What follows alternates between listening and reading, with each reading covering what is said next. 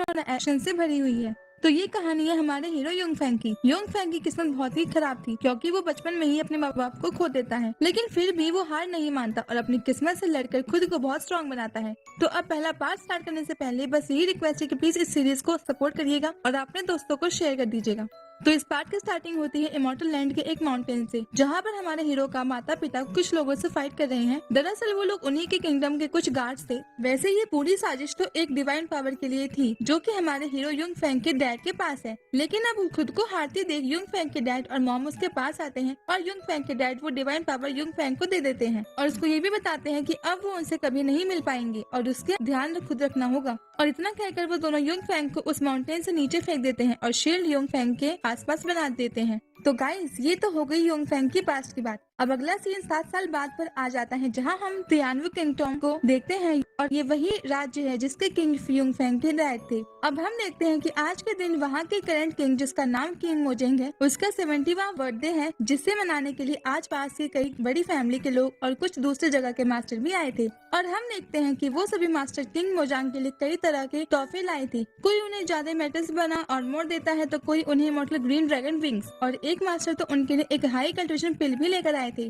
अब हम देखते हैं कि वहीं पर बैठे दो यंग एज मास्टर्स बात कर रहे थे कि जहाँ पर एक मास्टर दूसरे को बता रहा था कि किंग मोजेंग 7 साल पहले इस एम्पायर के इमॉर्टल पर्सन माने जाते थे और अभी 3 साल पहले की ही बात है जब उन्होंने हाफ युआन रिल्म को हासिल कर लिया और हाफ युआन रिल्म में पहुँचते ही वो यहाँ के हीरो माने जाने लगे। इसीलिए आज सभी सेक्ट के मास्टर उनके 17th बर्थडे में आए हैं। अब उस लड़के की बात और भी लोग सुन रहे थे, तो वहीं खड़ा एक मास्टर उन्हीं के किंगडम के एक एक्सपीरियंस एल्डर से पूछता है कि युआन रिल्म तो बहुत पावरफुल होती है, तो इसे पूरी तरह पा लेने के बाद कोई भी कल्टिवेटर कम से कम कितने कल्टिवेटर्स के बराबर होता होगा। तो इस पर वो एक्सपीरियंस एल्डर उसे बताता है कि कोई स्ट्रॉन्ग कल्टिवेटर आगे से उसे बतलाता है तो वो कम से कम 200 स्ट्रॉन्ग कल्टिवेटर के बराबर हो जाएगा। अब उसके बाद हम देखते हैं कि मास्टर किंग मोजेंग के लिए हजारों साल पुराना एक स्पिरिचुअल कल्टिवेटिंग वुड का टुकड़ा लेकर आए थे। अब उस वुड के टुकड़े को देखकर मोजांग सोचता है कि ये वुड के टुकड़े से सब वो आराम से युआन रिल्म को पार कर लेगा और युआन रिल्म के बाद तो हर तरफ उसका नाम ही नाम होगा और पांचों सेक्ट्स के मास्टर भी कभी उसे कम नहीं समझेंगे।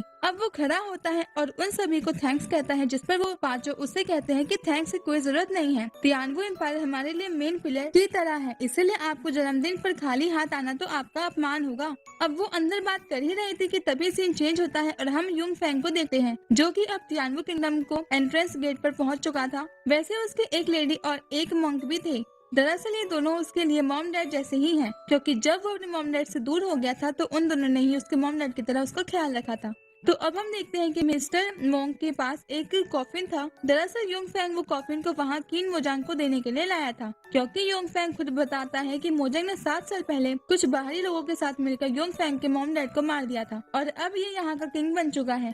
और फिर युंग फैंग कहता है कि मोजांग ने कभी सोचा भी नहीं होगा कि मैं जिंदा हूँ और मैं अपने मॉम डैड की डेथ को बदला उससे लेकर रहूंगा। और इतना कहकर वो तीनों ऊपर चढ़ना चालू कर देते हैं। दूसरी तरफ हम वापस से उसी जगह पर आ जाते हैं जहाँ मोजांग की बर्थडे पार्टी चल रही है, लेकिन तभी वहाँ पर युंग फैंग वो कॉफिन को फेंक देता है और वो कॉफिन सीधा मोजांग की तरफ आ रहा था। तो मोजांग उसे बचने के लिए अपने फ्लैम टाइगर पूछ से उस पर टैग करता है और उससे बच जाता है। अब उस कॉफिन को देखकर वहाँ बैठे सभी एल्डर्स और पांचों सेक्ट के मास्टर बहुत ज्यादा शॉक हो जाते हैं और एक लड़की अपने मास्टर से कहती है कि ये कॉफिन तो मुझे ब्लैक आयरन कॉफिन की तरह लग रहा है। तो उसके मास्टर उससे कहते हैं कि हाँ, ये वही है, मेरे हिसाब से ये हजारों किलो से कम का तो बिल्कुल नहीं है। अब हम देखते हैं कि सामने बैठे दूसरे मास्टर खुद से कहते हैं कि ये कॉफिन यहाँ पर फेंकने का मतलब कुछ भी अच्छा नहीं हो सकता, लेकिन हाफ युआन रिल्म वाले आदमी से आखिर पंगा कौन लेना चाहेगा। तो अब आखिर हमारे हीरो युंग फैंग की उस पार्टी में हॉल में एंट्री होती है और वो आते ही सबसे पहले अपना नाम बताता है कि वो चू फैमिली का युंग फैंग, और नाम के बाद वो मोजेंग को बर्थडे विश करता है। अब वही खड़ी एक गर्ल वही एक खड़े मास्टर से कहती है कि मैंने सुना है कि इस विला के ओल्ड मास्टर चू फैमिली के ट्यानशिंग का एक लड़का था, उसका नाम भी युंग फैंग था। अब वही खड़ा एक मास्टर कहता है कि उनके बारे में तो मैंने भी सुना है, पर 7 साल पहले लियांगशिंग और उनकी वाइफ पर किसी ने बड़ी फोर्स के साथ हमला किया था और तभी वो मारे गए, और खबर आई थी कि उनका लड़का भी उसी लड़ाई में मारा गया था। लेकिन एक खबर और फैली थी कि इस सब के पीछे किंग मोजेंग का हाथ है, पर कुछ भी साबित नहीं हुआ और अब वो यहाँ का किंग बन गया। तो अब वो लड़की कहती है कि वो दोनों तो बहुत ताकतवर थे और उन्हें तो पूरे तियानवु एम्पायर का जेंट कहा जाता था और उन्हें तो युआन दन रिल्म को भी पार कर लिया था। फिर आखिर कौन उन्हें मार सकता था? लेकिन ये भी है कि वो दोनों मारे गए पर किंग मोजेंग को तो कोई चोट तक नहीं आई, इसीलिए उस पर लोगों का शक करना बिल्कुल सही है। और अगर ये लड़का सच में मास्टर लियांगशिंग का लड़का हुआ तो ये जरूर यहाँ पर मोजेंग से अपना बदला लेने आया होगा। दूसरी तरफ मोजेंग को मन में ये बात योंगफेंग को देखते ही आ गई थी कि ये तो बिल्कुल यांगशिंग की तरह दिखता है, लेकिन वो नहीं चाहता था कि उसका भांडा खुले, इसलिए वो योंगफेंग से कहता है कि तुम चू फैमिली के कैसे हो सकते हो? योंगफेंग मेरे बेटे की तरह था और वो 7 साल पहले मारा गया। फिर मोजेंग योंगफेंग से पूछता है कि तुम खुद को योंगफेंग क्यों कह रहे हो? तुम मुझसे क्या चाहते हो? अब योंगफेंग कुछ कहे लेकिन उसके पहले ही एक मास्टर योंगफेंग की तरफ देखकर चिल्ला पड़ते हैं कि तुम्हारे मास्टर के बर्थडे पर ये कॉफिन लाने की हिम्मत कैसे हुई? क्या तुम्हें जरा भी डर नहीं लगता कि अब तुम्हारा क्या होगा? अब योंगफेंग उन दोनों से कहता है कि मैं चू फैमिली का योंगफेंग ही हूँ और इसका प्रूफ है ये नेम प्लेट, तुम खुद इस पर मेरा नाम देख सकते हो। अब मोजेंग कहता है कि इससे क्या साबित होता है? शायद ये तुम्हें कहीं बड़ा मिला गया होगा। अब योंगफेंग मुझसे कहता है कि ठीक है, नेम प्लेट पर तुम सबको भरोसा नहीं है, पर तुमने तई शंकुआन के नाम तो सुना ही होगा ना। अब तई शंकुआन को नाम सुनकर मुझे थोड़ा शौक हो जाता है। उसके बाद योंगफेंग कहता है कि ये पावर खुद मेरे मॉम डैड ने बनाई थी, तो इसे तो तुम्हें मुझ पर भरोसा हो ही जाएगा। और इतना कहकर वो अपनी धर्मा body the 6 hands heavenly god को वहाँ पर समन कर लेता है और कहता है कि देख लो, यही है वो जिसे मेरे मॉम डैड ने बनाया है और बिना उनके बनाए ताई शंकुआन के तुम या कोई और भी इसे समन नहीं कर सकता।